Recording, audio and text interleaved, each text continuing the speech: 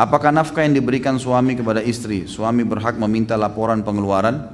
Tentu saja, dia punya hak, boleh saja. Tapi nggak usah lah, untuk apa minta laporan? Untuk apa? Jangan pelit-pelit lah. Kasih aja. Nanti kan antum juga dapat servisnya, gitu kan? Ketawanya besar-besar nih ya. Padahal saya cuma bermaksud secara umum loh. Pak yo? Gimana nih? Seperti halnya di Palestina dan Syria yang lagi perang, jika suami berkehendak ikut jihad di sana, mana yang sebenarnya harus dia utamakan? Maaf, Ustadz, mana yang lebih utama? Pergi perang, meninggalkan anak istri, atau menjaga anak istri di rumah? Pergi perang tentunya. Para sahabat waktu dipanggil jihad oleh Nabi SAW, ya tinggalkan istri anaknya. Istri anaknya sabar, memang sudah begitu. Semua istri Nabi SAW sabar. Anda harus sebagai seorang wanita punya iman yang kuat seperti baja. Tidak boleh malah menjadi penghalang. Ini ibu-ibu ini harus belajar. Kalau suami lagi mau pergi masjid, silahkan ke masjid, pahalanya besar gitu. Jangan ke masjid mas, di sini aja. Wah, makin dikendorin, gitu kan? Jangan. Ini saya ambil nggak ya kredit bank? Jangan mas, haram. Gitu. Gak apa-apa, ambil aja. Nanti kita tobat. Gimana caranya? Nggak boleh, harus menjadi orang yang mendukung kebaikan suaminya, gitu kan? Dan memang sudah begitu hukumnya. Kalau mau ditunggu urus anak sama istri, kayak siapa yang pergi jihad? Berarti orang bujang-bujang semua. Kesian orang yang sudah nikah nggak dapat mati syahid, dan ibu sendiri rugi tuh. Karena kalau suaminya mati syahid kan bisa ditunjuk. Kamu ikut sama saya ke surga, kan luar biasa itu. Gitu kan? Mestinya kita memotivasi, semestinya, gitu kan? Allahu a'lam. Istri saya setelah melahirkan dan bersih dari nifas melakukan suntik KB dan malah mengeluarkan darah seperti darah haid. Sudah hampir 20 hari selama itu pula istri saya tidak mengerjakan sholat karena takut darah kotor. Saya sebagai suami harus bagaimana menyuruh istri saya sholat atau menunggu sampai bersih? Mohon penjelasannya Ustaz. Selalu kalau kasus seperti ini saya suruh kembali kepada dokter. Apa pendapat dompet dalam masalah ini? Apakah ini memang karena pengaruh suntikan KB sehingga masa haid yang semestinya jatuh pada tanggal bulan depan maju? Dokter lebih tahu tuh, dia bisa menilai. Kalau dokter mengatakan ini termasuk darah haid, maka itu darah haid, hitung darah haid. Tapi kalau dokter mengatakan ini hanya karena proses ya, pengaturan hormon atau karena pengaruh suntik, maka ini dihitung istihadha. Istihadha itu berarti darah menyerupai haid. Ini cuma dia bersuci pada saat dia mau sholat, kemudian dia sholat. Umumnya kata ulama lebih afdol dia mandi setiap kali mau sholat. Dan ini hukumnya tetap puasa, tetap sholat, dan tetap halal berhubungan dengan suaminya. Karena ini adalah istihadha. Allahu a'lam. Saya sebagai pelaut sering berlayar, berminggu, bahkan pernah berbulan-bulan. Masturbasi atau onani dan melamun lagi hubungan suami istri. Apa ini? Sambil menatap foto istri. Apakah ini bid'ah?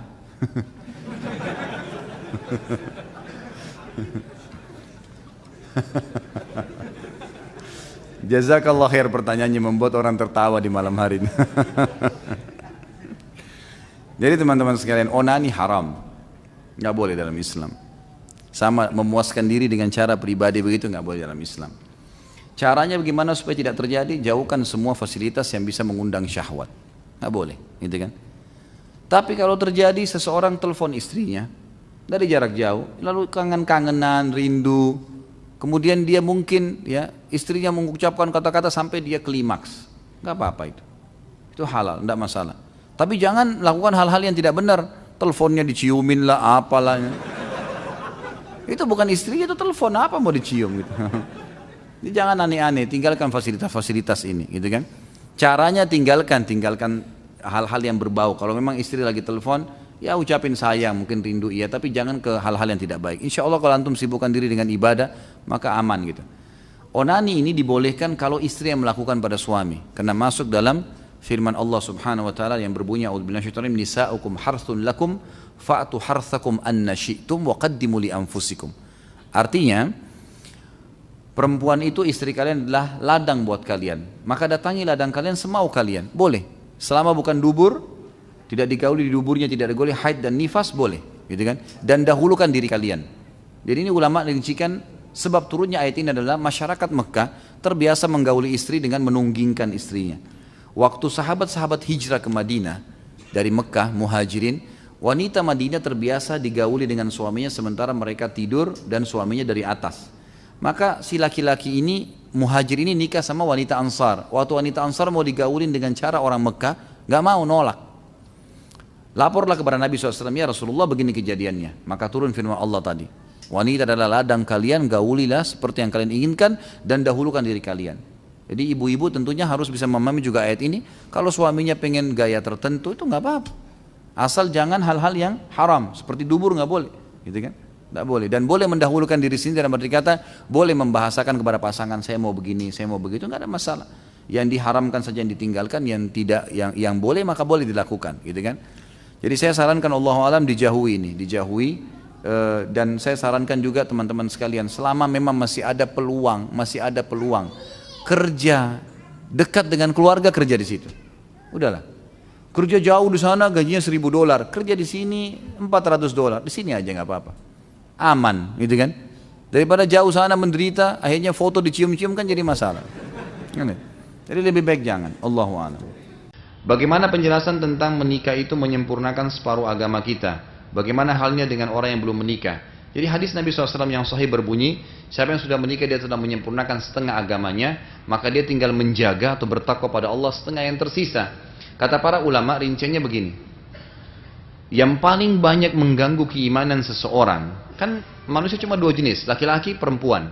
Jadi yang paling banyak merusak iman laki-laki adalah perempuan. Yang paling banyak merusak iman perempuan laki-laki, gitu kan? Memang berada di situ, berkisar di situ saja berputar-putar. Cuman kan laki-laki ya beda-beda wajahnya saja dengan postur tubuh dan kulitnya. Sama juga dengan wanita, berputar di situ saja masalahnya. Nah di sini kata Nabi SAW, kalau orang sudah menikah, maka dia sudah punya tempat untuk melampiaskan kebutuhan fitrah dia. Membutuhkan lawan jenisnya secara halal, biologisnya, ngobrolnya, mandangnya dan segalanya yang memang dia butuh itu. Karena saya sudah katakan tuh hari, normal pada saat kita butuh untuk menyentuh lawan jenis kita, melihat, bercumbuan, ciuman, sentuhan, berhubungan badan itu normal. Karena Allah mengatakan, Allah mengatakan Allah telah menghiasi pada manusia, pada laki-laki rasa suka. Hubbus syahwat ini, cinta diikuti dengan syahwat, gitu kan? Memang kita butuh untuk itu, untuk melihat, untuk menyentuh, untuk memegang dan seterusnya sampai berhubungan biologis. Dari kaum wanita, gitu kan? Kata ulama tafsir, termasuk sebaliknya juga, perempuan kepada laki-laki, gitu kan? Jadi memang itu ada. Nah, tapi Allah menuntun kita untuk melampiaskan pada tempat yang benar, ya, pada tempat yang benar. Berapa lama umumnya wanita mengalami masa nifas? Karena istri saya hingga lebih dari 2 bulan masih seperti nifas, namun dalam skala kecil. Apakah istri saya harus melakukan aktivitas sholat seperti biasa? Maksimal ulama fikih mengatakan 40 hari, berarti sebulan ya 10 hari. Itu maksimal. Lebih daripada itu sudah dianggap bukan lagi darah nifas. Dia mandi, kemudian dia beraktivitas seperti biasa. Apabila seorang wanita sudah menikah, maka kewajiban berbaktinya diutamakan kepada suami. Lalu bagaimana bentuk bakti wanita yang sudah menikah kepada orang tuanya? Lalu bagaimana apabila terjadi konflik antara orang tua istri dengan suaminya? Sudah kita jelaskan tadi ya. Jadi tentu saja lakukan apa yang kita mampu. Seperti misalnya dari hal yang kecil, masak di rumah lebihkan, kemudian diberikan kepada orang tua kita. Telepon, tanya kabarnya, ada kebutuhan apa, minta izin sama suami atau ajak suami mengunjungi orang tua dan seterusnya. Kalau terjadi konflik kita berada di tengah-tengah, cari yang benar.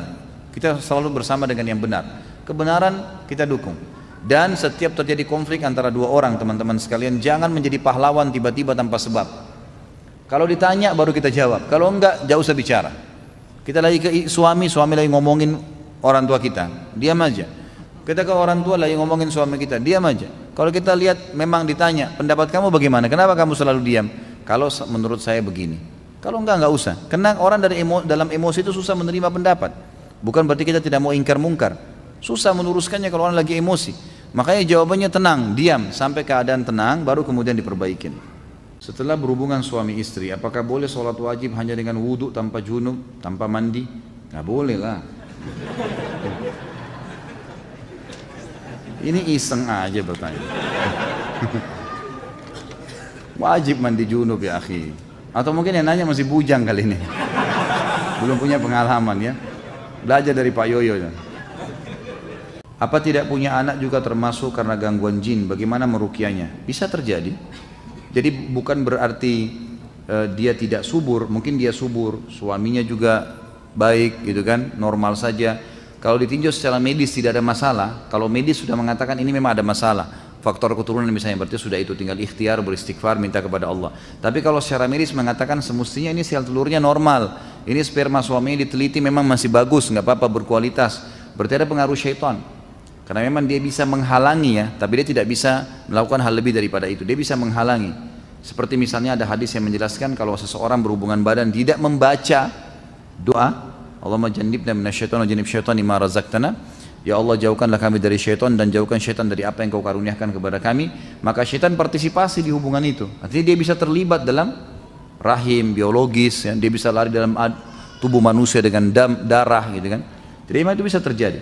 Makanya sebaiknya memang dia ruqyah ya. Coba diruqyah, dan banyak orang yang diruqyah juga dengan teman-teman yang sudah saya kasih nomornya itu, insya Allah beberapa bulan kemudian setelah ruqyah ada reaksi, mereka hamil dan seterusnya.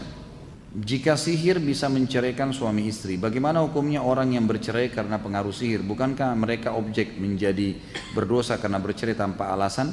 Ya tentu saja ya, dia tidak, kalau memang dalam kondisi dia tidak sadar ya tersihir, maka itu tidak berdosa, tidak berdosa.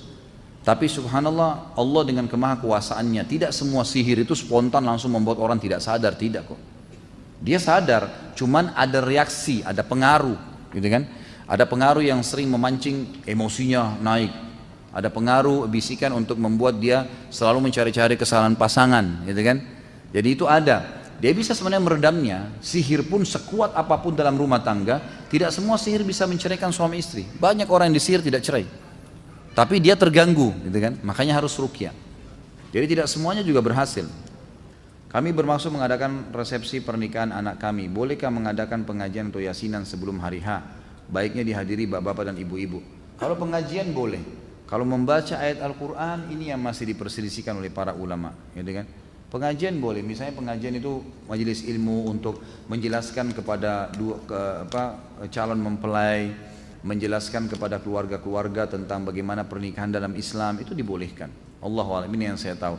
Tapi kalau membaca surah Yasin secara khusus, membaca ayat Al-Quran secara khusus, ini masih berbicara tentang masalah hukum ada dalilnya atau tidak, gitu kan.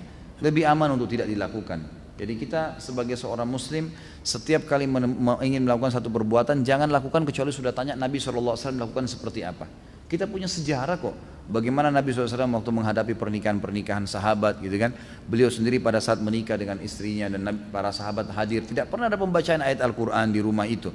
Cuma datang Nabi SAW mengundang mereka pada saat Nabi menikah dengan Zainab, dan mereka hanya masih duduk ngobrol-ngobrol pada saat itu, dan Nabi malu menegur mereka. Turun ayat Al-Quran mengingatkan para sahabat, kalau kalian sudah datang ke acara pernikahan Nabi, maka selesai makan pulanglah, kata Allah. Itu perintah dalam Al-Quran, gitu kan. Karena Nabi malu menegur kalian, tapi Allah tidak malu mengingatkan kebaikan. Jadi itu perbuatan, itu yang kita lakukan. Dia contohin Nabi SAW. Afwan, sebelumnya pertanyaan bukan cari gara-gara lagi Ustaz. Kembali menyinggung masalah poligami. Saya coba diskusi dengan beberapa akhwat. Kebanyakan dari mereka lebih memandang poligami itu tidak setuju hanya dengan perasaan mereka. Walaupun mereka mengakui dalam Islam itu dibolehkan dan tidak berani mengatakan itu tidak boleh karena itu terdapat dalam Al-Quran.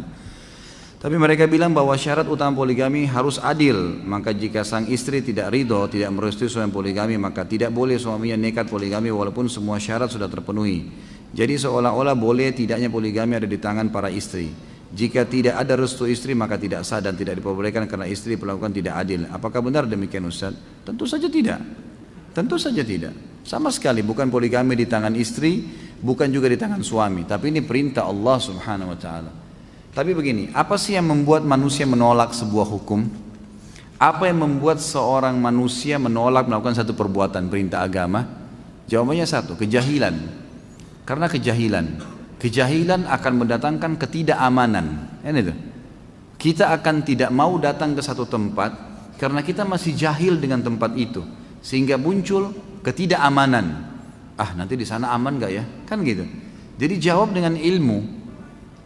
Kalau seorang muslim, saya sudah bilang mau poligami, itu program, harus programin. Kita punya satu perusahaan mau buka cabang perusahaan lain, harus punya planning, program, bukanya nanti kapan, apa langkah-langkahnya, itu dilakukan dari sekarang. Target saya poligami 3 tahun, 2 tahun lagi, maka apa yang saya harus lakukan? 1, 2, 3, 4, 5, gulirkan tuh, gitu kan? dengan bertahap, dengan cara-cara syar'i, dengan berdoa, insya Allah bisa dengan izin Allah Subhanahu Wa Taala. Tentu yang membuat tadi perempuan kenapa menolak, karena masalah masih jahilnya dengan masalah poligami, seakan-akan poligami cuma maslahat bagi laki-laki gitu kan.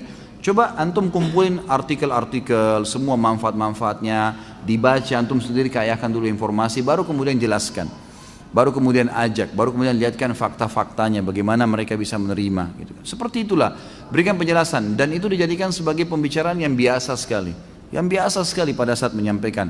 Dan itu digulirkan, selain daripada itu ikhlaskan niat, insya Allah akan bisa gitu kan, insya Allah akan bisa. Saya sampai hari ini ya, kalau saya lagi bicara dengan istri saya, alhamdulillah malah saya yang ditanya. Ada satu akhwat yang sempat hubungin dia, kemudian minta, bisa nggak Ustaz Khalid menikah dengan saya? Ini bahasa dari akhwat itu. Kemudian istri saya yang minta, istri saya bicara sama saya sambil duduk. Ini ada berita begini-begini. Sampai saya bilang, udah, saya sekarang masih belum ada hajat, insya Allah nanti. Saya sekarang akan buat planning dulu, saya ingin cetak buku-buku saya, ingin supaya usaha ini jalan, saya akan melangkah ke sana. Karena dari awal sudah saya jelaskan, konsep hidup saya adalah poligami. Saya akan sempurnakan dengan izin Allah, gitu kan. Tapi dengan cara syar'i, tidak ada sembunyi, nggak ada sesuatu yang transparan. Istrinya sudah tahu semua kalau saya tidak ada yang tersembunyi. Semua A, B, B semua jelas dari awal. Jadi mereka tidak tahu tidak ada main-main di belakang itu semua. Tapi subhanallah, karena dia tahu prinsip saya itu dan saya juga sudah punya planning ke situ, maka hampir setiap saat dia bicara sama saya, malah dia yang bicara. Gitu kan, malah dia yang bicara, meminta kesian, ini sudah minta, tidak apa-apa, melangkah aja, saya temanin ya, gitu. Bahasanya begitu. Tapi jangan cemburu ya, yang belum. Ini saya bahasakan, artinya ada begitu. Saya dihubungin oleh seorang akhwat kita, semoga Allah jaga, masih gadis ya. Dia tinggal di daerah Bekasi dan sempat memberitakan ke saya, Ustaz apa hukumnya kalau saya dilamar sama ikhwan nanti, saya berikan syarat kalau dia juga poligami nikah sama teman saya. Ada akhwat yang begitu. Mau kenal? Langsung senyum semua. Nggak bisa. Nanti orang khusus yang saya kenalkan nanti. Tapi ada akhwat yang begitu, subhanallah, gitu kan? Jadi satu sisi ada akhwat yang begini, oh nggak bisa, harus adil, dia nolak. Satu sisi ada akhwat yang luar biasa. Bahkan dia sebelum nikah dia sudah minta untuk itu. Ada, saya pernah ceritakan ini sebagai penutup, akhwat di Makassar, saya kira ikhwah, SMS ke saya, Ustaz, apa hukumnya kalau seorang laki-laki menikahi 3 wanita sekaligus? Ini saya ceritakan karena di sini kan dikasih contoh akhwat banyak yang nolak, gitu kan? Saya ceritakan sisi lain, ternyata di alam kita ini ada orang yang menerima hukum Allah, bahkan mereka banyak komunitasnya, gitu kan? Di Saudi itu sampai yang mengadakan seminar poligami para akhwat-akhwat, ada sama saya cuplikannya tapi dalam bahasa Arab mereka ngomong, gitu kan? Nah di sini dia SMS saya, dia bilang, Ustaz apa hukumnya seorang laki-laki mengkhidbah 3 wanita sekaligus? Saya bilang, hukumnya boleh secara syar'i. Secara syar'i hukum, dia akad pertama, kemudian dia pindah akad kedua, akad ketiga, itu boleh saja. Terus selesai SMS, saya penasaran, saya tiba-tiba terlintas tanya, kenapa akhi bertanya begitu? Mungkin ada sesuatu hukum yang mau di follow up setelah itu. Dia bilang, saya salah satu akhwat Ustaz, dan saya sudah sepakat dengan 2 orang sahabat saya untuk menikah dengan 1 suami. Ini bahasa mereka, mau menerapkan poligami sebelum nikah. Ada orang yang seperti itu. Kalau iman sudah berbicara, teman-teman sekalian, yang pengecut jadi berani, yang malas jadi rajin, yang miskin jadi kaya, yang lemah jadi kuat. Iman yang bisa mengubah itu semua. Kalau iman masih belum ada, itu susah untuk dibahasakan, gitu kan? Jadi ini semua bahasa-bahasa yang saya lihat karena belum masalah keimanan. Allahu a'lam. Jika jodoh Allah yang tentukan dan Allah membenci perceraian, kenapa cerai tidak diharamkan? Jadi kita harus faham bahwasanya Allah menciptakan kebaikan dan keburukan, sunnatullah itu. Allah menciptakan iblis, syaitan, sunnatullah, untuk menggoda manusia. Allah menciptakan juga manusia dan kita diberitahukan bagaimana menghadapi mereka, itu sunnatullah. Ada malam, ada siang, ada laki-laki, ada perempuan, sunnatullah. Ada jahat, ada kejahatan, ada kebenaran. Pada saat kebenaran itu, ya, tugasnya kan kebenaran membendung kebatilan, ya, ingkar mungkar, kan gitu. Kalau kebenaran tidak membendung kemungkaran, kemungkaran akan merajalela, kan? Ada zina menyebar di satu kampus, nggak ada kelompok yang pungkirin nih, lurusin, ya makin merajalela. Harus ada yang pungkiri, nggak boleh, ini haram. Allah dukung itu, orang-orang yang ingkar mungkar, gitu kan? Baik, di sini pertanyaannya, Allah menentukan jodoh, salah ya, bukan Allah menentukan, Anda menentukan jodoh. Masuk dalam takdir ikhtiar. Saya pernah jelaskan kan takdir ada dua macam, masih ingat ya? Takdir mutlak, tidak ada campur tangan kita di situ. Lahir dari rahim ibu siapa, paras wajah kita, bahasa yang kita gunakan, udara yang kita hirup, sebagian rezeki dan kematian, itu namanya takdir mutlak, gak ada campur tangan kita. Yang kedua takdir ikhtiar, takdir yang Allah tentukan di Lauhul Mahfuz sesuai dengan pilihan kita, tapi Allah catat sesuai dengan keluasan ilmu Allah. Allah sudah tahu sebelum ini orang diciptakan apa yang dilakukan selama dia hidup sampai dia mati. Termasuk dalamnya jodoh. Sekarang saya punya pilihan fulana, fulana, fulana, 3 perempuan misalnya, 4 perempuan, 5 perempuan ada pilihan. Siapa pada saat saya pilih A, siapa yang suruh? Allah yang suruh? Enggak, Anda yang pilih kok, kan gitu. Tapi dengan kita pilih A, Allah sudah tahu kita akan pilih si A itu.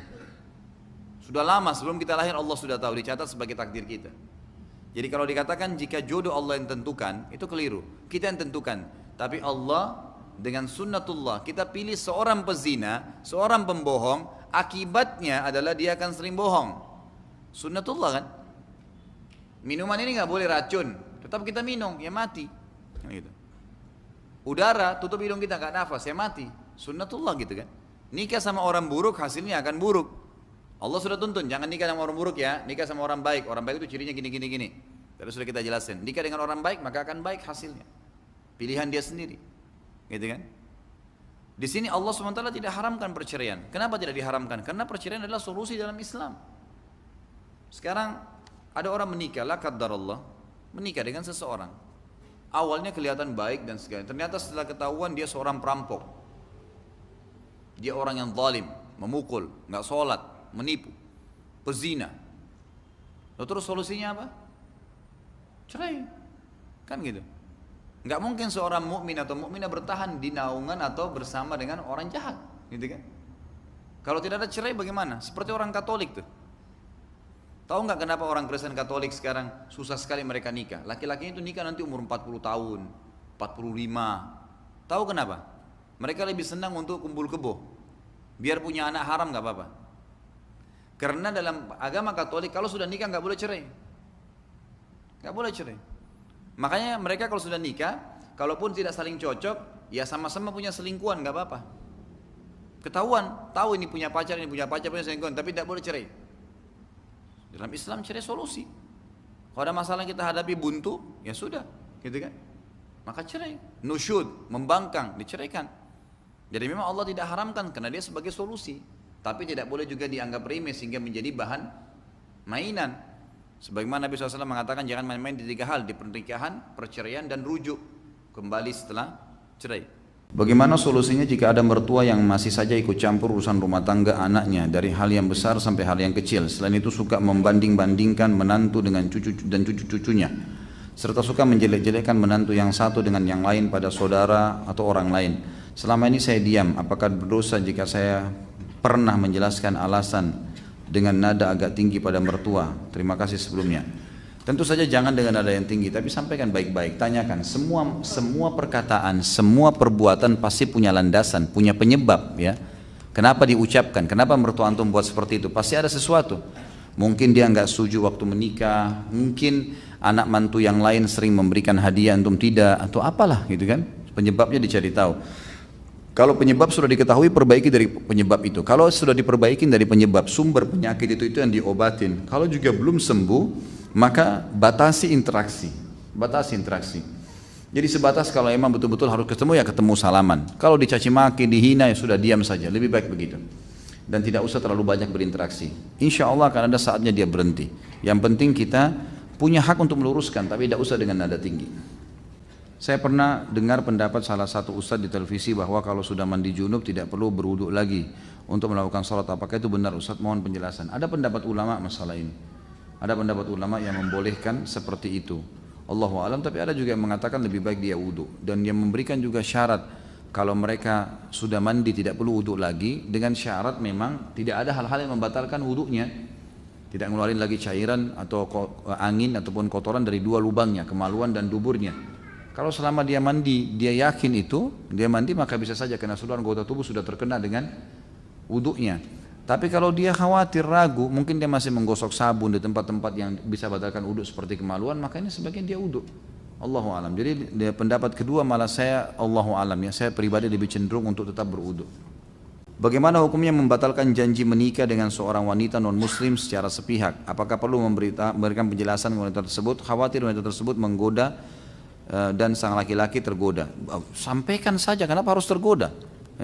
Sampaikan, maaf saya nggak bisa menikah dengan anda karena ini. Sudah selesai, SMS, WhatsApp, beritakan. Dia telepon nggak usah dijawab. Kenapa harus tergoda? Ini bukan ketemu, duduk, ngobrol berdua, empat mata. Nah, ini yang haram, ini nggak boleh, gitu kan? Apakah ada kesempatan untuk memiliki imam atau suami yang baik bagi wanita yang memiliki masa lalu yang buruk, tapi wanita tersebut sudah melakukan taubat nasuha? Sangat terbuka. Karena taubat nasuha itu kata Nabi SAW, tajubbu ma qablaha. Jadi taubat nasuha itu membersihkan segala sesuatu yang lalu. Ya, itu akan dibersihkan tentunya.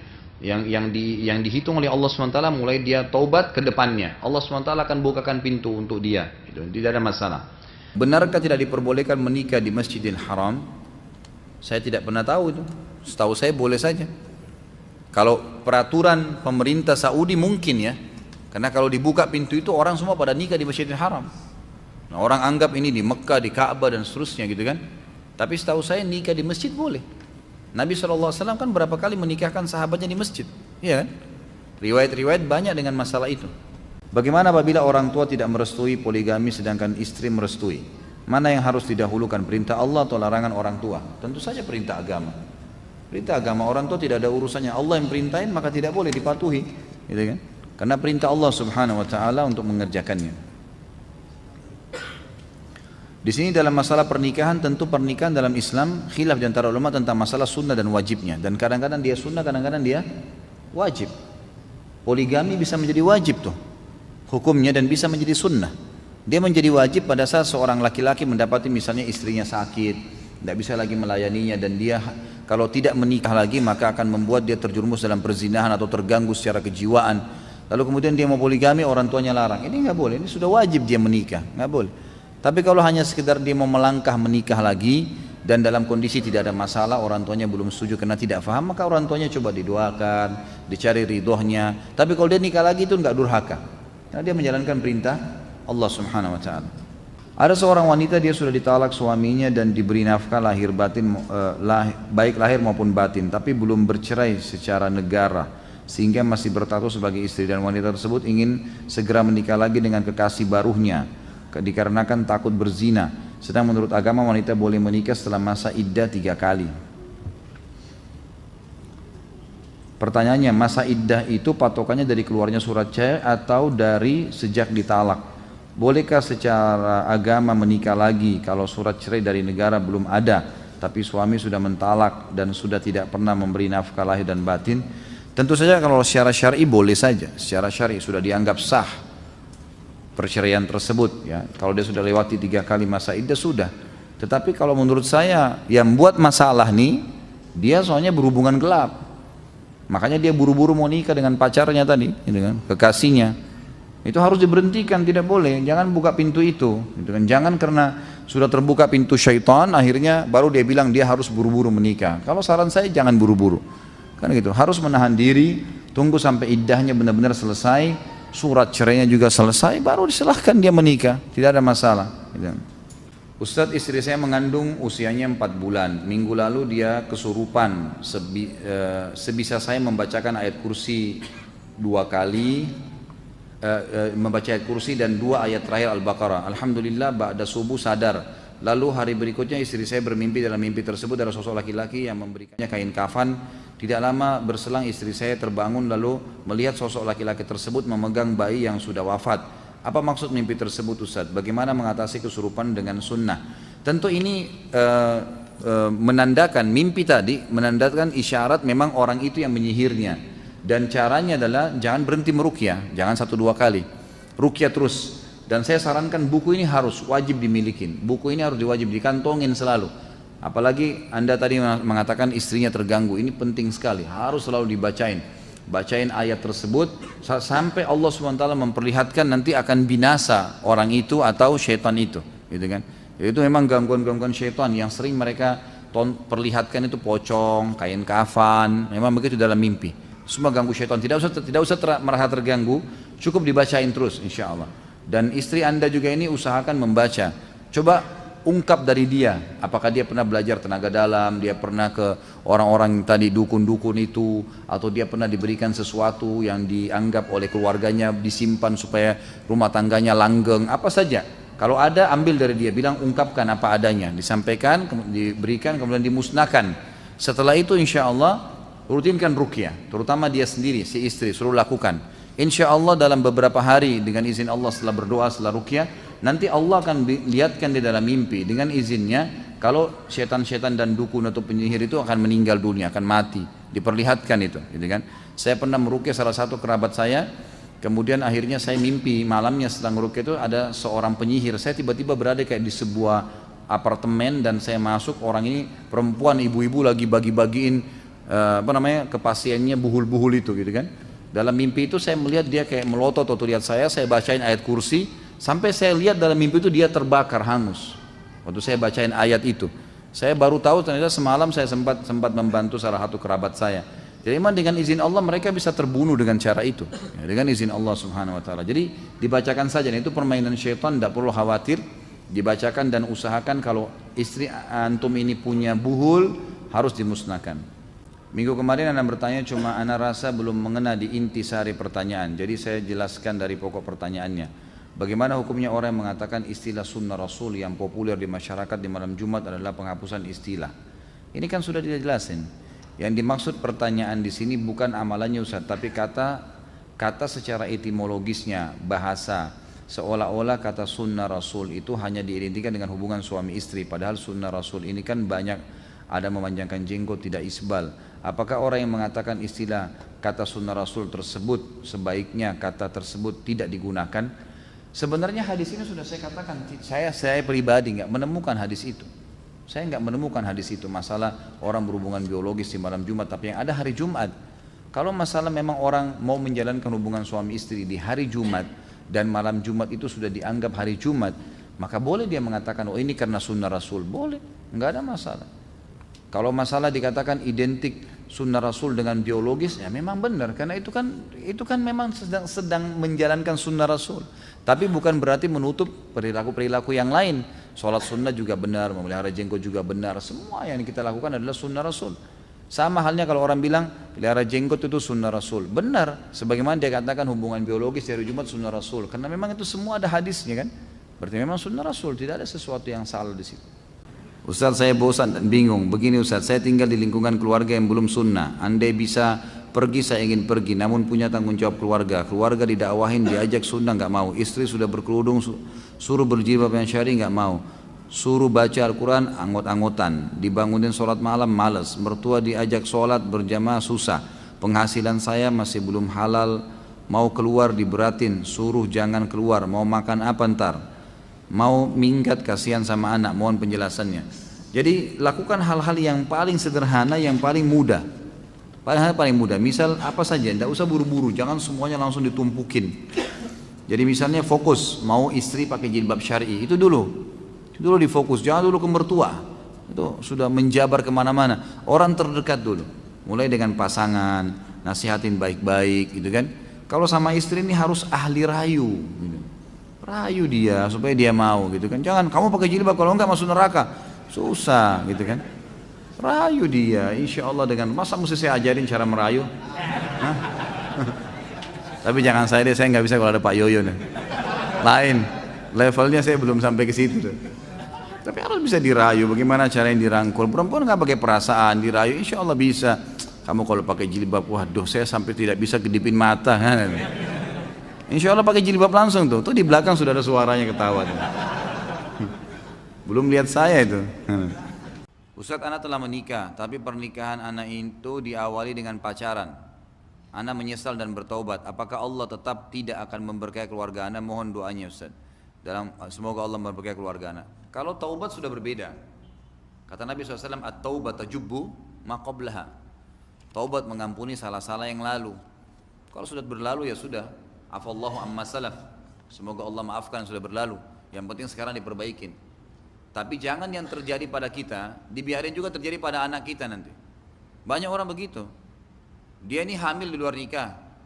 Terus dianggap sukses nikah dengan suaminya. Anaknya juga nggak apa-apa nanti hamil di luar nikah. Naudzubillah. Jangan kesalahan kita dibawa kepada anak-anak. Gitu. Jadi kalau sudah berlalu, insya Allah taubat sudah cukup mengampuninya. Ada seorang suami yang istrinya nusyul dan melakukan khulu.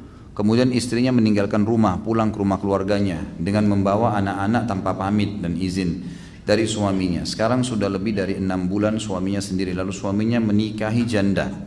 Salahkah suami itu membawa istri barunya pulang ke rumahnya yang dulu pernah ditempati bersama dengan istri terdahulu? Istri terdahulu yang sudah melakukan khulu, apakah masih berhak atas rumah itu padahal rumah itu dibeli dari uang suami? Tidak salah sama sekali. Hak antum, itu rumah antum kan? Kecuali kalau rumah istri, yang antum numpang di situ baru nggak bisa gitu, karena itu hak dia. Kalau dia sudah lakukan khulu, ya punyalah wibawa teman-teman sekalian. Sudah ada khulu, jangan lagi mundur, jangan lagi maju. Untuk apa berharap? Sudahlah biarin dia dengan alamnya gitu kan. Biarin dia dengan alamnya, Allah SWT nanti bukakan apa untuk dia, terserah. Kalau dia salah pasti Allah akan hukum.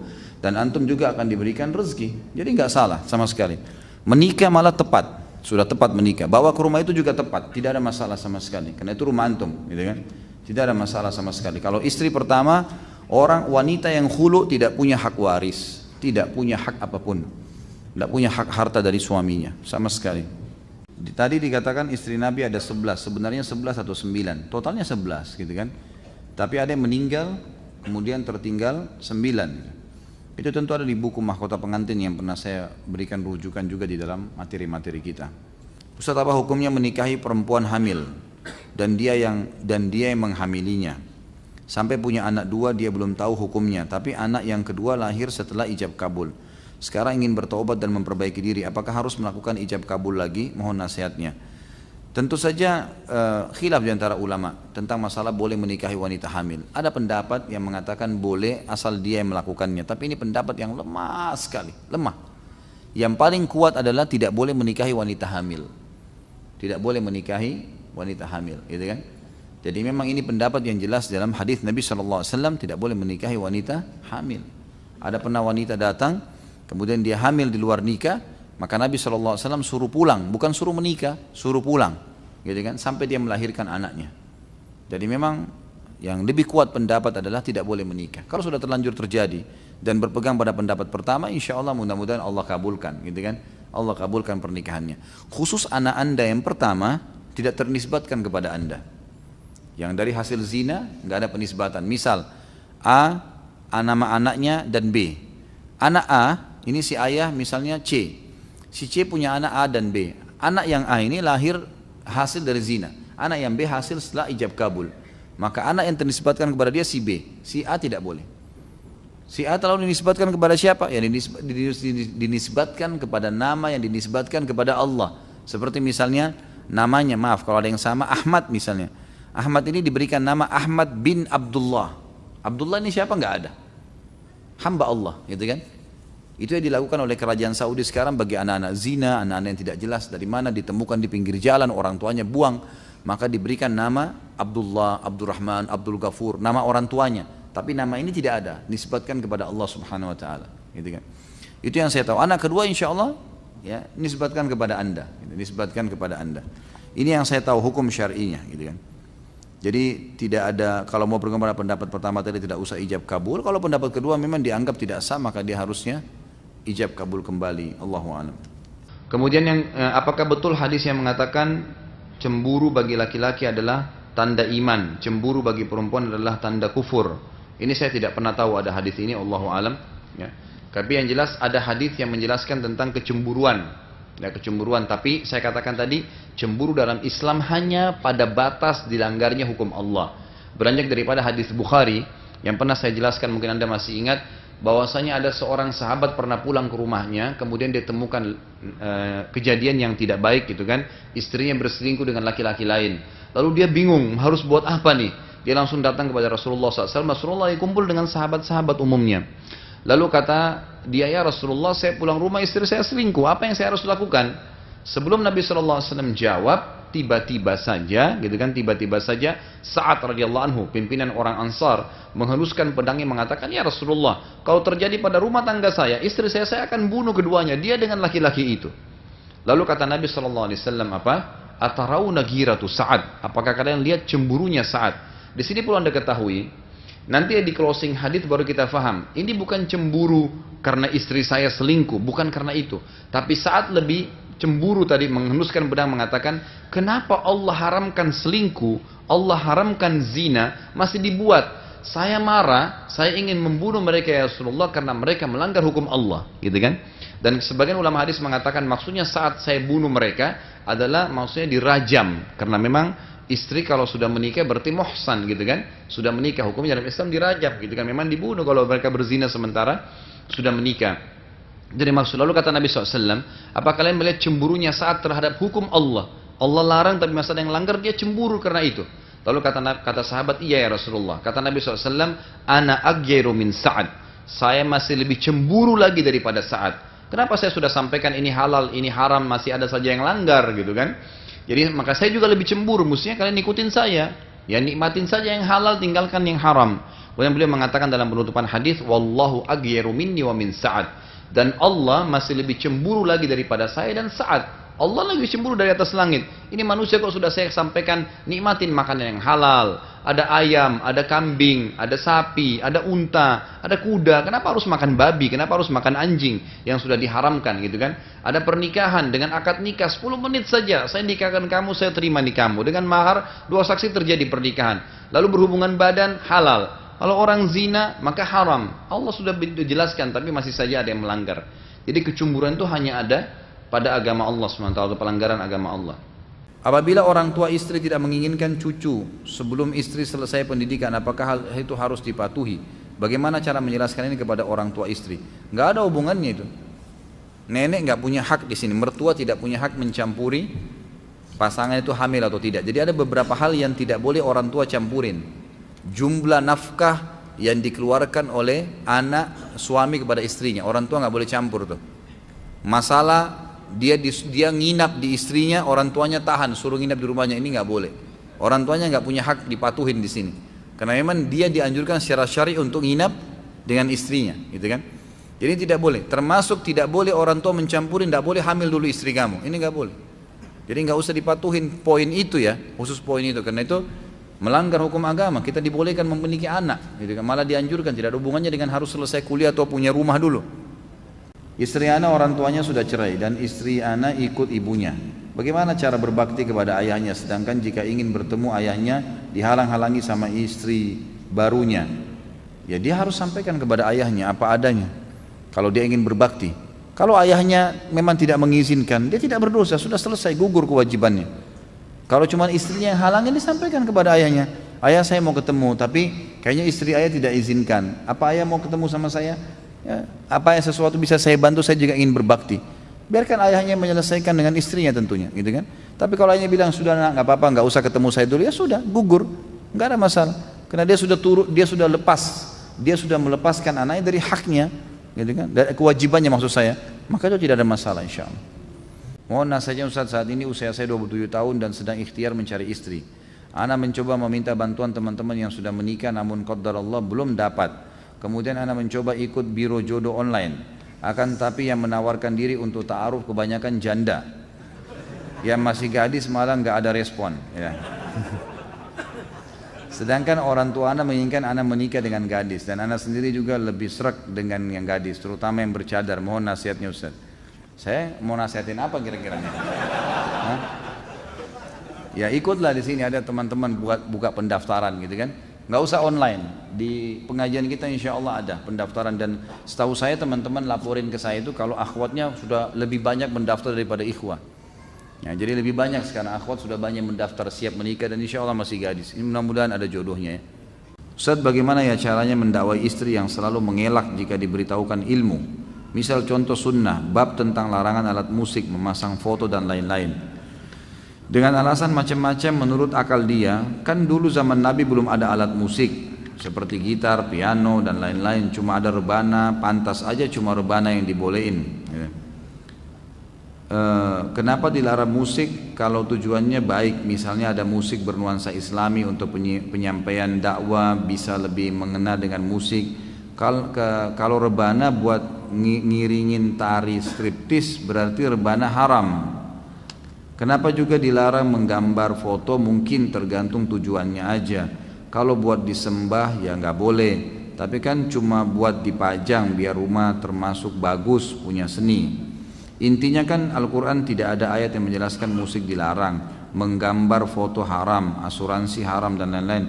Hal yang baru dulunya nggak ada, jangan disamakan dengan sekarang.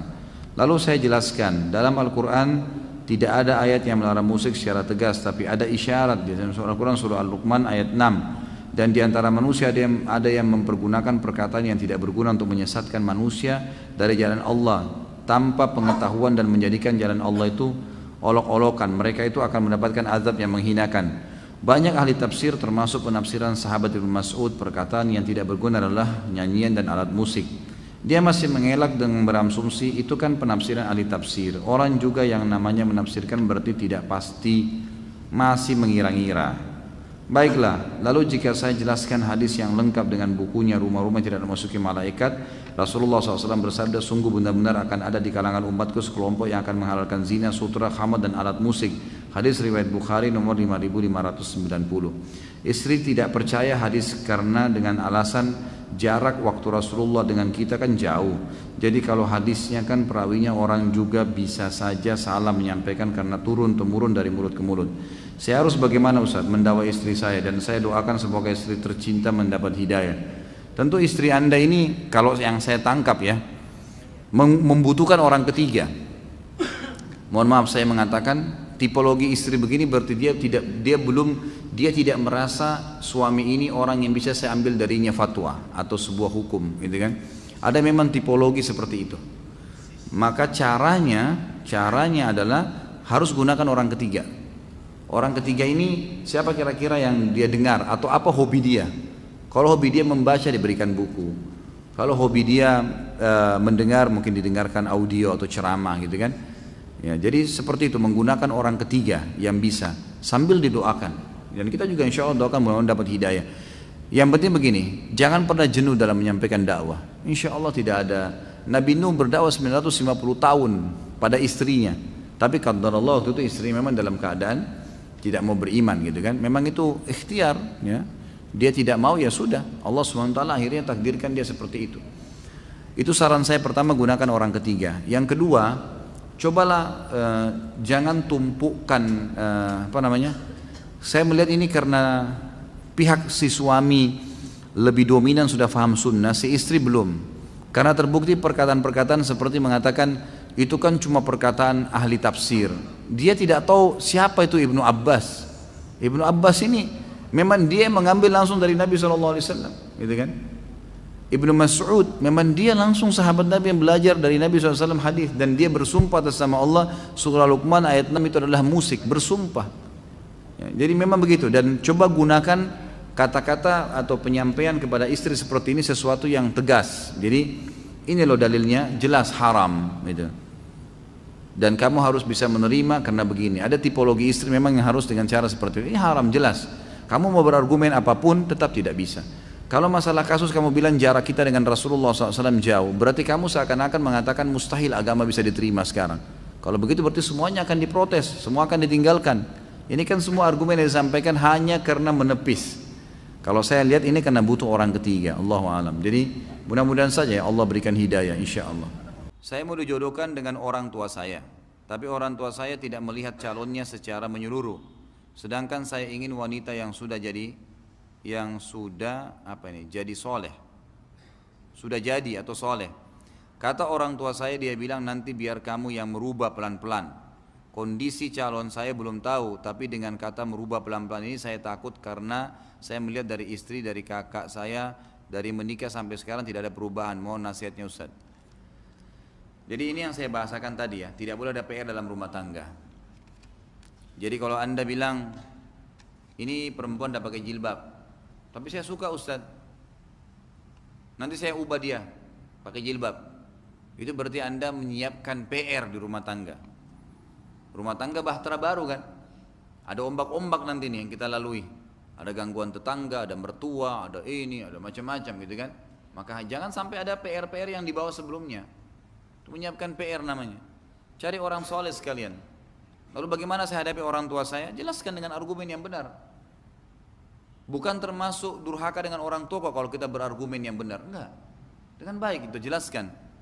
Menurut saya begini ayah, ibu, menurut saya begini, karena ada pertimbangan ini dan seterusnya. Kalau saya harus ubah, saya harus mengeluarkan lagi energi ekstra. Padahal saya butuh dia untuk sudah bisa siap melayani saya, mendidik anak-anak saya. Berikan argumen. Sambil doakan kepada Allah Subhanahu Wa Taala, gitu kan? Dan kita juga boleh ya sebagai anak itu untuk menunjukkan masalah pilihan kita misalnya, opsi saya seperti ini, opsi saya seperti itu gitu kan. Jadi kita bisa berikan gambaran, insya Allah tidak termasuk durhaka dengan orang tua tuh. Ana mau tanya, Ana memiliki adik laki-laki saat ini baru saja menikah dan saat ini Ana baru menikah. Kalau pakai Ana saja, saya saja ya. Jadi enggak tumpat tindih. Saya memutuskan untuk tetap tinggal bertiga dengan adik saya karena kami sudah tidak memiliki orang tua. Adik saya, ini kembali adik Ana ya. Adik saya tetap tinggal bersama istri saya. Apa hukumnya Ustaz? Apakah adik saya harus keluar rumah? Enggak boleh tinggal serumah, akhi. Tidak boleh tinggal serumah. Adik laki-laki enggak boleh tinggal serumah dengan istri antum saja. Kalau antum pergi kerja nanti dia balik duluan, walaupun dia kerja, enggak boleh serumah. Kontrak, ya, kontrakin tempat. Ya, ini enggak boleh kecuali rame-rame di dalam rumah banyak orang. Bukan cuma antum bertiga ya, mungkin. Itu pun dalam keadaan darurat, seperti misalnya memang tidak ada tempat tinggal. Saya ketahui ada satu keluarga di Makassar, kebetulan teman istri saya, dan dia memang tidak bisa, orangnya susah, suami istri, Masya Allah, dan juga orang tuanya sudah tua, dan memang cuma rumah itu yang dia bisa tinggal. Beberapa orang bersaudara sudah berumah tangga pun hidup bersama-sama di situ, mereka tidak bisa pindah, jadi kamarnya bersebelah-sebelahan, setengah mati gitu kan. Tapi apa boleh buat? Dia harus lakukan itu. Dia tidak bisa. Makanya lain keadaan. Tapi itu pun rame-rame. Jadi pernah ada seorang sahabat waktu Nabi SAW mengatakan tidak ada dua orang laki-laki dan perempuan kecuali yang ketiganya syaitan. Gitu kan? Artinya sangat dekat mereka bisa digoda oleh syaitan. Lalu kata salah seorang sahabat, ya Rasulullah, bagaimana dengan hamu? Hamu itu ipar. Kata Nabi SAW, hamu itu, ipar itu kematian. Maksudnya kematian ini apa? Kalau sampai terjadi hal-hal yang berbahaya, ya, hubungan di antara mereka, maka itu lebih menyakitkan daripada hubungan dengan orang lain. Banyak kasus begitu, banyak kasus. Ada orang yang pernah di pengajian yang mengeluh, ada juga teman-teman saya dulu sendiri waktu masih di Madinah sekolah, sampai luar biasa gitu ya, masalahnya luar biasa. Kalau sampai terjadi perselingkuhan antara pasangan kita dengan orang lain mungkin masih lebih ringan, tapi kalau sama adik, sama kakak, ini bahaya sekali. Siapa yang akan kita bela, siapa yang akan kita marahin gitu kan. Di sini istri, di sana kakak atau adik, kita susah sekali gitu kan. Makanya alangkah baiknya walaupun orangnya baik dan saleh, lebih baik tempat sendiri gitu kan. Itu lebih aman, Allahu a'lam. Jika kita kesiangan bangun sahur, misal terbangun saat azan subuh, sementara kondisi sedang junub, belum sempat mandi besar, apa bisa melanjutkan puasanya di bulan Ramadan? Bisa, nggak ada masalah sama sekali. Jadi boleh saja. Jadi pada saat bangun terdengar azan, Anda bisa mandi dan segera mengerjakan sholat subuh. Jadi tidak ada hubungannya antara junub dengan puasa Ramadan. Ya. Tolong Ustaz, apa yang harus dilakukan istri jika suami suka memerkap proyek yang jelas haram tadi? Saya capek ribut terus. Jadi nasihatin tadi, diberikan masukan, diberikan pertanyaan kritis gitu kan. Ini harus disampaikan, tidak boleh tidak gitu kan. Tidak boleh tidak. Dan lemparkan pertanyaan kayak tadi. Kalau tetap juga tidak mau, maka gunakan orang ketiga yang kira-kira bisa menasihatin dia. Kalau tidak mau, bukan aib. Kalau kita mengatakan pada dia, kalau memang kamu tidak mau, saya nggak mau ambil uang dari sini dan bisa saya laporin ke perusahaan kamu. Supaya dia berhenti, nggak bisa. Selama masih pasangan suami istri berbahaya karena Anda sebagai istri bisa makan yang haram, anak-anak bisa makan yang haram, listrik semua AC yang kita hirup udaranya haram. Bagaimana caranya? Nggak boleh dibiarkan ini, mungkar, gitu kan? Dan diberikan peringatan-peringatan sambil didoakan, gitu kan? Ini penting untuk diketahui. Saya seorang ayah yang telah menikahkan putri saya yang masih berumur 14 tahun atau SMP dengan seorang laki-laki tanpa sepengetahuan putri saya tersebut. Setelah saya beritahukan kepada putri saya tersebut, anak saya sangat keras menolak. Pertanyaan, apakah pernikahan tersebut sah atau ada saksi atas pernikahan tersebut? Kalau setahu saya, Allah alam, khilaf memang di antara ulama. Sejauh mana batas kewalian seorang ayah? Apakah dia punya hak untuk menikahkan tanpa sepengetahuan anak perempuannya atau tidak? Maka ulama rincikan begini. Kalau dikondisikan, kalau seandainya si anak perempuan ini betul-betul patuh kepada ayahnya dan si ayah ini memang ingin mencarikan suami yang terbaik untuk anaknya, gitu kan? Dan pada saat disodorkan kepada anaknya, anaknya terima, maka boleh saja, sah, gitu kan? Dan ini terjadi di banyak sekali ya di kalangan ulama salaf kita, di antara sahabat dan tabi'in yang menikahkan anak-anak perempuan mereka dengan orang-orang soleh dari orang-orang yang mereka kenal, gitu kan, tanpa diberitahukan kepada anak mereka, gitu kan, seperti terjadi kalau tidak salah di kasus Sa'id bin Musayyib rahimahullah, ya, salah seorang ulama tabi'in yang masyhur, dia menikahkan anaknya dengan salah satu muridnya di majelis taklimnya setelah dilamar oleh salah satu kandidat khalifah, gitu kan. Jadi dia nikahkan anaknya dengan muridnya itu tanpa diberitahukan dulu anaknya. Setelah dia pulang ke rumahnya dia sampaikan anaknya setuju, maka selesai pernikahan sah. Nah, tapi kalau anak perempuan itu seperti kasus yang tidak setuju, maka yang lebih rajih pendapat mengatakan tidak sah pernikahan itu. Kenapa? Karena kata Nabi SAW, anak perempuan itu, anak gadis itu, ya, ditanyakan. Beda dengan janda itu dipilihkan. Tapi kalau anak gadis ditanyakan. Kalau dia menjawab, ya, kalau dia terdiam, kata Nabi SAW, berarti dia setuju. Kalau dia menolak, berarti tidak. Artinya tidak boleh dinikahkan kalau dia menolak, gitu kan. Jadi memang sebaiknya ya tetap dimusyawarakan dengan anak perempuan itu, karena dia akan menjalani rumah tangga itu.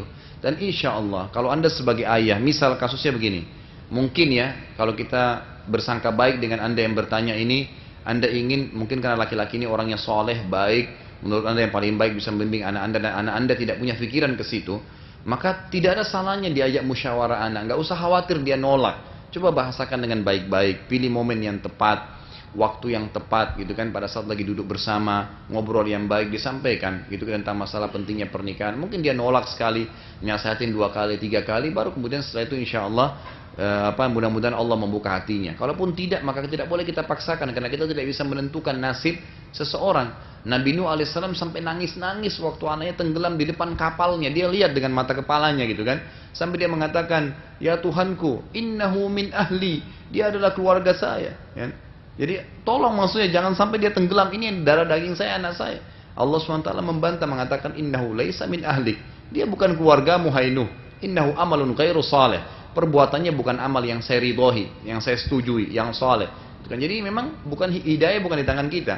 Kita jangan paksakan itu. Yang penting sudah ikhtiar. Tugas kita ikhtiar, karena kita secara individu bertanggung jawab terhadap istri, terhadap anak, terhadap suami, bertanggung jawab. Maksudnya bertanggung jawab sini, kalau ada yang salah kita ingatin, gitu kan, diluruskan. Kalau mereka tidak jalankan, itu bukan lagi tanggung jawab kita.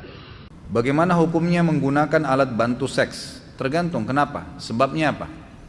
Di sini ulama memang rincikan. Kalau seandainya seorang suami menikah dengan istrinya, kemudian terjadi masalah, misal tiba-tiba suami tabrakan, lumpuh, ya, tidak bisa lagi memberikan hak istri biologis, sementara dia mau istrinya tetap tinggal bersama dia. Apakah istrinya terharamkan dari hubungan biologis? Jawabannya tidak. Bolehkah dia memuaskan istrinya? Boleh. Sebagian ulama mutaakhirin yang sekarang mengatakan boleh dia menggunakan alat tangannya atau alat yang lain untuk dia melakukan pada istrinya, karena ada udzur. Karena kalau tidak istrinya bakal kemana-mana. Sama hal kalau suami kan masih bisa poligami, kalau istri nggak bisa, kecuali dia cerai. Jadi ada 2 cara, dia memuaskan istrinya dengan cara yang dibolehkan secara syar'i, atau dia menceraikan istrinya dibiarkan nikah dengan laki-laki lain. Kalau ada seperti ini keadaannya, ya. Jadi tergantung. Tapi kalau orang menggunakan alat bantu seks itu tidak ada apa-apa, hanya variasi, kan, itu tidak boleh. Apalagi kalau yang bujang dan gadis, tambah nggak boleh, hukumnya haram, nggak boleh. Karena onani saja tadi menggunakan tangan sendiri haram kalau sendirian, kecuali dengan pasangan yang halal, jadi nggak dibolehkan. adakah batasan antara mertua dengan menantu? Mana yang lebih utama, orang tua atau suami? Ini sudah saya jelaskan kalau yang kedua ya, tentu suami. Kemudian batasan antara mertua dengan menantu, batasan seperti apa dulu nih? Yang dimaksud batasan apa gitu. Kalau batasan aurat ada tentunya, gitu kan? Semua selain pasangan halal, suami istri, kalau perempuan ketemu sama ayahnya, ketemu sama saudaranya, yang boleh leher ke atas, siku ke bawah, siku ke lengan, siku ke telapak kaki, ke telapak tangan, dan lutut ke bawah. Paha, perut, dada nggak boleh dilihat, gitu kan? Yang dihalalkan untuk yang mahram pun ada batasnya, sama suami saja yang boleh terbuka. Seperti itu. Jadi batasan anak mantu sama mertua, kalau yang dimaksud aurat seperti itulah. Laki-laki juga tentu ya, tidak boleh anak mantu laki-laki pakai celana pendek di depan mertua perempuannya, tidak boleh, walaupun mahramnya. Dia harus tahu adab-adabnya. Pakai celana minimal itu harus lututnya tertutup, karena aurat lutut ke sampai pusar, gitu kan? Jadi harus kita tahu ada adab-adabnya. Kalau aurat, kalau masalah yang lainnya misalnya mengantar, masalah minta tolong, mahram tidak ada masalah. Boleh, anak mantu boleh menjadi mahram pada saat safar mertuanya, boleh, karena mahram, sudah jadi mahramnya gitu kan. Jadi ini sangat luas bahasannya, batasannya yang ditanyakan seperti apa Allah alam, yang saya cukup ingat, yang saya jelaskan seperti tadi. Ustaz Khalid semoga tidak tersinggung. Istri saya sudah tertarik dengan pengajian Ustaz Khalid, namun karena Ustaz Khalid poligami, istri saya jadi tidak mau lagi ikut pengajian Ustaz. Sampai saya sendiri jika mengikuti pengajian Ustaz Khalid sepertinya istri saya agak keberatan. Bagaimana cara mendakwahkannya? Hal ini terjadi waktu saya mengikuti pengajian A'agim dulu, mohon penjelasannya sejelas-jelasnya Ustaz. Ini penutup ya. Sebenarnya saya dalam berdakwah, teman-teman sekalian, yang saya sampaikan ini bukan perkataan saya ya. Apa yang sedang saya sampaikan? Hukum dari saya. Ini teman-teman duduk di sini di pengajian, ini untuk mendengarkan saya pribadi atau ilmu agama yang sedang saya sampaikan. Ilmu agamanya, bukan karena saya berbicara. Yang menyuruh poligami siapa? Allah Subhanahu wa taala. Saya melakukan juga, saya sebagai praktisi karena perintah Nabi SAW. Berapa kali istri saya tanyakan, kenapa kak poligami? Karena perintah Nabi. Saya katakan begitu. Dan saya selalu mendakwahi dia, mendakwahi istri saya supaya bisa menerima hukum Allah SWT ini, sambil saya doakan semoga hati mereka terbuka. Dan saya melakukan itu. Kalau masalah kasus saya menyampaikan hukum Allah lalu istri anda tidak mau dengar, tidak mau lagi datang pengajian saya, silahkan, terbuka sekali pintu. Masih banyak selain dia insya Allah yang mau hadir, gitu kan? Ya, saya tidak pernah terganggu dengan 1, 2 orang, 10 orang yang berhenti ikut pengajian, karena saya menyampaikan bukan hukum saya, hukum Allah Subhanahu Wa Taala. Kalau dia mau benar, dia ikutin pengajian, tidak ada hubungannya. Masalah dia belum bisa menerimanya, dia berdoa kepada Allah Subhanahu Wa Taala, karena ilmunya masih kurang, gitu kan? Nggak mungkin karena hawa nafsu dia atau kemauan dia lalu kemudian hukum Allah kita tolak, nggak mungkin itu, kan gitu. Tidak mungkin, mustahil.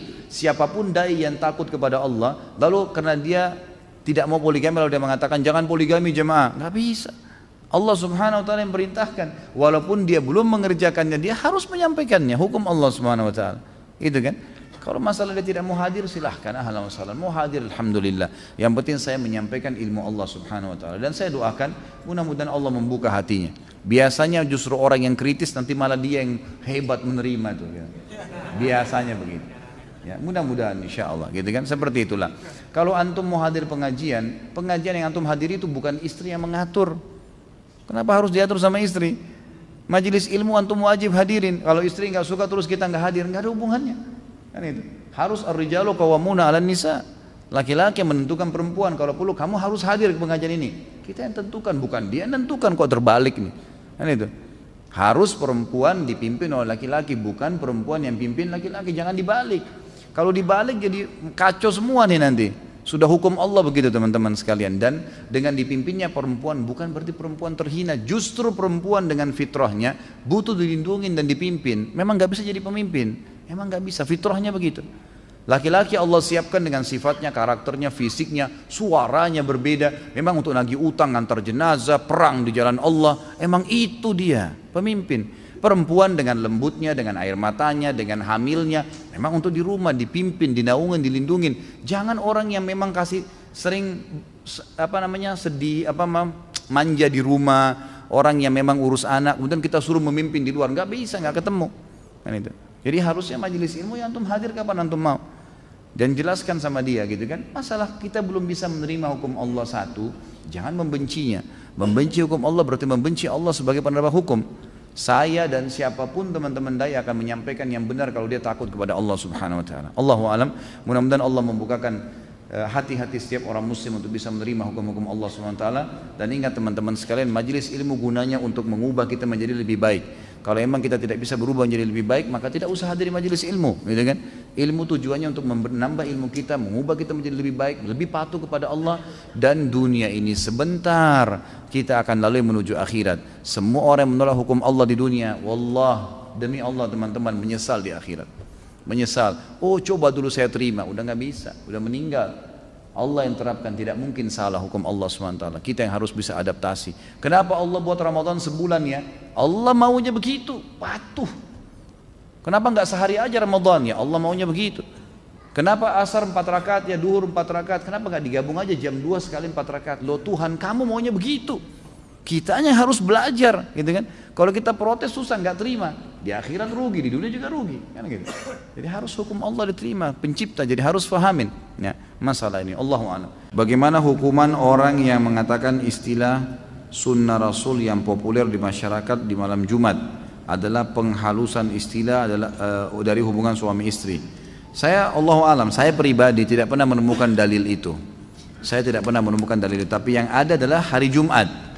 Cuma kemungkinan mungkin yang dimaksud adalah hadis hari Jumat itu, karena memang kan malam Jumat itu sudah dianggap juga hari Jumat, gitu kan? Yang kata Nabi SAW, siapa yang mandi di hari Jumat, mandi junub, gitu. Kemudian dia menggunakan bajunya yang terbaik, dia menggunakan wangi-wangian yang terbaik, dia menyisir rambutnya dengan rapi, menggunakan minyak di rambutnya, kemudian dia memakai minyak wangi terbaiknya, lalu dia ke masjid, kemudian dia sholat yang diperintahkan tahiyat masjid, kemudian dia mendengarkan khatib, dia duduk di dekat khatib, imam di depan maksudnya, kemudian dia dengarkan khutbahnya, lalu dia sholat kecuali dosanya diampuni. Kata ulama hadis, pernyataan di sini siapa yang mandi hari Jumat mandi junub adalah menggabungkan antara mandi Jumat sama mandi junub, dianjurkan berhubungan biologis, gitu kan? Itu di hari Jumatnya. Tetapi di sini kemungkinan besar yang mengatakan bahwasanya malam Jumat itu juga dianjurkan, mungkin pemahaman tentang masalah ini. Seperti hadis misalnya tentang membaca surah Al-Kahfi ya. Siapa yang membaca surah Al-Kahfi di malam Jumat, sebagian ulama mengatakan ini masuk maksudnya Jumatnya, gitu kan? Maka Allah akan berikan untuknya cahaya antara dia dengan Ka'bah. Artinya dia akan sering Allah mudahkan menziarahi Ka'bah itu. Ya, sering menziarahi Ka'bah. Maka di sini ulama bilang membaca malam Jumat atau Jumatnya sama saja, karena kalimat malam Jumat dan Jumat ini dianggap satu, seperti itu. Bagaimana hukumnya wanita yang safar tanpa mahram? Dan bagaimana hukum wanita mendatangi majelis ilmu tanpa mahram? Safar definisinya adalah keluar dari kota tempat kita tinggal, dan dalam pandangan masyarakat sudah jarak safar, gitu kan? Jakarta Bandung misalnya. Masyarakat Jakarta sudah anggap safar nggak? Umumnya sudah. Yang paling kuat pendapat tidak ada kilometernya. Walaupun ada pendapat Abdullah bin Umar radhiyallahu anhu yang diangkat oleh ya, para ulama Malikiyah, dikatakan bahwasanya ini jaraknya Bekkah sama Jeddah, jadi sekitar 60 sampai 80 km. Tapi ada pendapat Ibnu Umar sendiri yang lain radhiyallahu anhuma, itu bahwasanya jarak safar itu adalah keluar dari wilayah. Maka yang Allahu alam, yang saya pegangi pendapat dan saya sudah berapa kali sharekan dengan para ulama-ulama besar ini, bagaimana cara memahami hadis-hadis safar ini.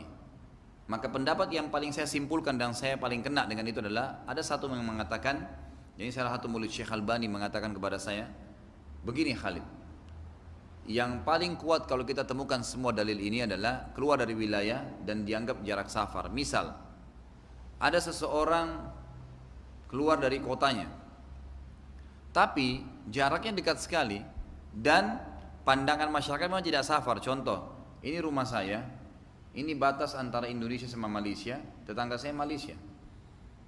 Saya kalau ke tetangga saya sudah pindah negara, keluar, syarat pertama safar sudah terpenuhi. Tapi apakah dalam pandangan masyarakat sekitar itu sudah safar? Tentu tidak, karena dianggap cuma tetangganya sebelah. Tapi pernah ada kejadian begini. Ada satu lokasi dakwah di Sulawesi Selatan dulu, kami kirim dai ke sana. Subhanallah, kampung itu dari kota Malino yang tinggi gitu kan, kayak puncak kalau di Jakarta ini, turun lagi mungkin sekitar 1 jam lagi turun. Jalannya susah, kelereng gunung gitu. Saya waktu tiba di sana tuh luar biasa saya sedih. Waktu itu kurang lebih 10 tahun yang lalu, 12 tahun yang lalu saya tiba di lokasi itu, saya temukan ada gereja Bala Keselamatan punyanya Katolik. Dari tahun 65 masuk ke situ, memurtadkan 100 kakak muslim murtad semuanya, 90% murtad gitu. Ada masjid nggak pernah ada yang urus. Alhamdulillah kami masuk segala gitu didik. Sekarang sudah terbalik, sekarang tinggal 10 kakak yang Nasrani. Semua kembali muslim, alhamdulillah, gitu kan. Tapi waktu saya masuk ke situ, saya ngomong-ngomong sama masyarakat gitu. Kampung itu kan di lereng gunung, tidak ada akses keluar gitu. Kecuali tadi jalan yang susah sekali gitu. Dan kalau orang mau ke kampung sebelah itu harus naik gunung. Jaraknya kalau dihitung jarak ya, panjangnya saja itu paling tinggi mungkin 20 km lah. Jarak kampung ini sama sebelah. Tapi untuk ke sana harus naik gunung. Jalan pagi tiba malam, baru tiba di kampung sebelah. Di sini saya memberikan kadang-kadang penjelasan di pengajian saya. Orang seperti ini keadaannya tidak ada akses lain. Berarti dia sudah keluar dari kotanya dan jaraknya susah ditempuh. Nggak bisa naik kuda pun harus jalan kaki. Nggak ada akses lain. Maka dia kalau sampai ke kampung sebelah itu sudah jarak safar. Bukan kilometernya tapi susahnya, kesulitannya. Karena ulama fikih mengatakan safar itu akan ada sholat jamak qasarnya karena ada masyaqqah, ada kesulitan. Maka seperti itu memahaminya. Baik, pertanyaan kita kembali di sini. Bagaimana dengan perempuan? Boleh nggak safar tanpa mahram?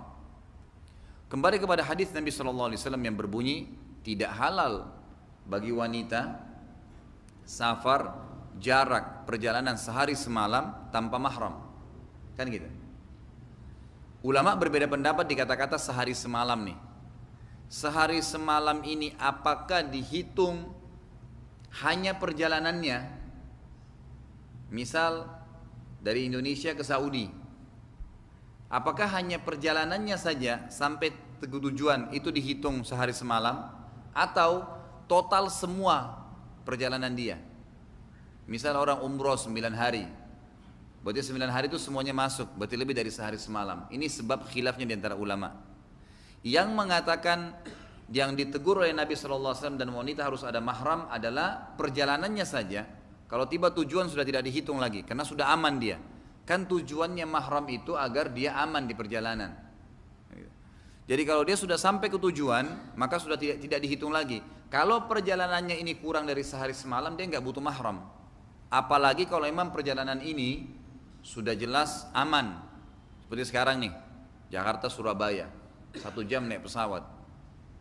Perempuan berangkat, tidak ada masalah, aman semuanya, gitu kan? Kalau dihitung zaman dulu tolok ukurnya, zaman Nabi SAW, itu jarak Jakarta Surabaya sama jarak Madinah Mekah. Zaman Nabi nggak boleh perempuan safar tanpa mahram kalau dari Madinah ke Mekah karena susah sekali. Di tengah jalan bisa ditangkap oleh perampok, bisa diperkosa, bisa dimakan hewan buas. Dan perjalanan memang 3 hari 3 malam baru sampai ke Mekah. Jaraknya sekitar 400-500 km. Tapi sekarang Jakarta Surabaya jarak 600 km hanya dengan sejam pesawat. Bagaimana memahami poin ini gitu? Nah, pendapat pertama mengatakan selama perjalanannya kurang dari 24 jam sehari semalam boleh dia safar tanpa mahram, apalagi kalau ada keamanan. Kan gitu. Pendapat kedua mengatakan kalau yang dimaksud sehari semalam masuk termasuk perjalanan dia di sana, selama dia di sana seminggu kah, 7 hari kah, 10 hari kah, masuk berarti tidak boleh tanpa mahram.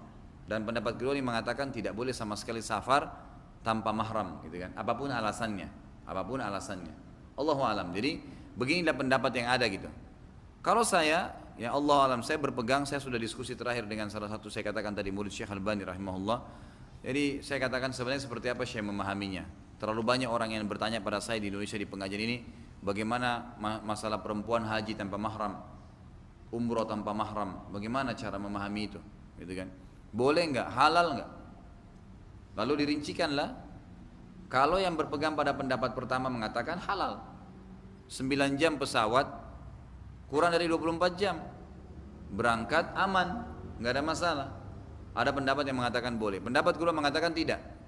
Karena kan harus dengan total perjalanan semua. Nah 9 hari berarti sudah lebih dari sehari semalam, nggak boleh. Dan tidak wajib haji bagi perempuan yang tidak ada mahramnya. Tetapi umumnya pendapat ulama, termasuk pendapat kedua sendiri yang mengatakan tidak boleh perempuan safar tanpa mahram, mengatakan waktu ditanya ya, saya dengar sendiri banyak sekali masyayikh di Madinah pun, kalau seandainya sudah terlanjur berangkat, sahkah hajinya? Pendapat kedua tadi mengatakan kan tidak boleh kalau tidak ada mahram. Tapi kalau sudah terlanjur berangkat, sahkah hajinya? Semua ulama mengatakan sah. Dia berdosa dengan safarnya tanpa mahram, tapi hajinya sah. Seperti hukum kalau perempuan kerja di kantor pakai rok pendek, kelihatan auratnya, haram, berdosa. Tapi waktu dia masuk masjid pas azan duhur, masuk masjid kantornya bawa mukena, tutup aurat semua dari kepala sampai kaki tertutup. Sahkah sholatnya? Sah, karena sah, sholatnya pakai mukena, tutup aurat. Tapi dia berdosa dengan tidak tutup aurat di luar, maka harus dipisahin gitu. Kurang lebih begitu. Pertanyaan pertama, saya baru menikah dengan akhwat ta'aruf. Setelah menikah, saya kaget Ustaz. Akhwat ini bisa bicara dengan orang tuanya, bila bicara sama orang tuanya suka marah-marah, dan terkadang bicara dengan saya dengan nada tinggi. Terkadang saya suka tidak betah di rumah, dan saat ini kami masih tinggal di rumah orang tuanya, padahal di awal perjanjian kita mau ngontrak dan hidup sederhana. Tapi setelah menikah orang tuanya bilang untuk tinggal bareng dulu, tapi saya tidak bahagia Ustaz. Saya senang hidup berdua walaupun cuma ngontrak. Bagaimana menurut antum Ustaz? Tentu saja harus ada keputusan tegas dari suami. Harus dia ikut, gitu kan. Ambil keputusan yang tegas, saya akan ngontrak rumah, gitu kan. Dan mertua di sini tidak punya hak untuk mencampuri. Tidak boleh lagi dia mencampuri urusan anaknya setelah berumah tangga, gitu. Harusnya dia biarkan pindah. Terlebih lagi itu anak perempuan, ya. Anak laki-laki mungkin masih ada unsur wajib mendahulukan pasangan dari orang tua dari pasangan, gitu kan. Kalau anak perempuan harus pasangannya didahulukan, suaminya. Tapi kalau anak laki-laki memang dia harus mendahulukan orang tuanya. Di sini anaknya perempuan, harus ikut suaminya, ya.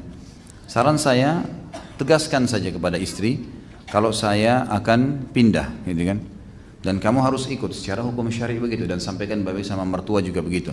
Saya ingin membangun rumah tangga sendiri dan tiap hari insya Allah silakan. Kalau istri saya mau main ke sini dibutuhkan silakan. Saran saya seperti itu, dibahasakan baik-baik. Insya Allah itu sebuah keputusan yang tidak melanggar syari dan tepat, ya, dan tepat. Baik, bagaimana kalau istri saya tidak mau Ustaz? Ya, antum tetap kontrak, ya, sambil kunjungin dia di rumah orang tuanya untuk menunjukkan prinsip ngontrak walaupun biasa. Tunjukkan prinsip sampai dia ikut, gitu kan? Sampai dia ikut. Itu poin dulu. Poin yang lain masalah dia ngangkat suara, ingatkan dalil-dalil syar'i, tidak boleh, ya, tidak boleh. Salah satu sifat wanita yang diperintahkan dalam agama adalah suaranya pelan, santun, gitu kan? Kata ulama, sebagaimana anak-anak tidak boleh mengangkat suara di depan orang tua, maka sama istri tidak boleh mengangkat suara di depan suaminya, dilarang, gitu kan? Tidak boleh sama sekali. Hadis yang sering disebutkan bahwasanya Umar bin Khattab dimarahi oleh istrinya ini, coba diteliti kembali sanadnya nih, gitu kan? Ada sebagian ulama hadis yang mengatakan hadis ini perlu ditelusurin kembali, ya, karena memang Umar bin Khattab sangat tegas, tidak mungkin istrinya mempermainkannya seperti itu, ya. Jadi Allah alam itu saran saya, dan mudah-mudahan Allah mengangkat masalah antum jadi selesai insya Allah. Jadi banyak juga yang bertanya. Bagaimana hukumnya berhubungan suami istri saat seorang istri membayar hutang puasa wajibnya di luar Ramadan? Batal puasanya. Nah, ya. Sabarlah, ini suaminya masa nggak bisa sabar nih? Kalau setiap istrinya bayar utang Ramadan diganggu kan kesian. Kapan bayar utangnya? Ya nggak Pak Yoyo? Nah, iya, harusnya begitu. Jadi kalau istri lagi puasa pulangnya habis maghrib, kan itu. Jadi batal puasanya kalau emang dibatalin oleh suaminya batal. Tapi ini tidak boleh semestinya. Semestinya si istri nggak boleh batalin, semestinya. Karena ini puasa wajib. Ketaatan pada manusia hanya kalau bukan berbau maksiat pada Sang Pencipta. Misal masalah sunnah, kalau puasa Senin Kamis, puasa Ayyamul Bid nggak apa-apa dibatalin. Tapi kalau bayar puasa Ramadan ini wajib, nggak bisa. Hak wajibnya Allah kalau ketemu dengan hak wajibnya makhluk, yang didahulukan yang mana? Hak wajibnya Allah. Karena ini bayar utang Ramadan hak wajib Allah. Jadi di sini suami berdosa kalau dia batalkan puasa istrinya, istri juga berdosa. Bukan udzur itu. Bukan udzur untuk membatalkan karena hubungan biologis ya. Ini juga nggak masuk dalam rukhsah, nggak ada rukhsah. Masih masuk dalam rukhsah kalau dia musafir malah, gitu kan? Lain kalau suami istri musafir, kemudian mereka membatalkan puasa dengan niat karena safar, maka itu boleh. Tapi nggak boleh direkayasa ya. Jangan nanti gara-gara mau berhubungan biologis kita safar keluar yuk balik lagi. Nah ini nggak boleh. Ya. Tentu di sini kalau dia lakukan, Allahu alam. Pendapat ulama khilaf tentang kalau orang melakukan di bulan Ramadan, suami istri maka ada kafarah kan. Selain dia membayar utang Ramadan itu, misal suami istri di siang hari Ramadan berhubungan biologis, batal puasanya. Tidak ada rukhsah, bukan karena safar, bukan karena sakit, juga bukan karena udzur, gitu kan. Maka kemudian mereka batal puasanya karena berhubungan biologis. Ini selain bertobat kepada Allah, bayar nanti utang Ramadannya di luar Ramadan dan juga kena kafarah. Kafarahnya itu bebasin budak, kalau nggak punya maka puasa 2 bulan berturut-turut, kalau nggak punya maka memberikan makan 60 orang miskin, gitu kan. Tapi kalau misal di luar Ramadan, kayak pertanyaan ini, di luar Ramadan, ini yang berselisih pendapat ulama. Apakah juga orang yang bayar utang Ramadan kena denda kafarah kalau dia batalkan? Ini pendapat ulama, ada yang mengatakan tidak kena, ada yang mengatakan kena. Tapi pendapat yang paling kuat tetap kena. Karena permasalahannya dia sedang melakukan puasa Ramadan walaupun di luar Ramadan. Dan ini masih berhubungan karena Allah Subhanahu wa taala pada saat berfirman, "Fa'iddatun min ayyamin ukhar", gantikan dengan hari-hari yang lain. Ini yang diganti adalah puasa Ramadan. Berarti hukum Ramadan berlaku padanya walaupun di luar Ramadan.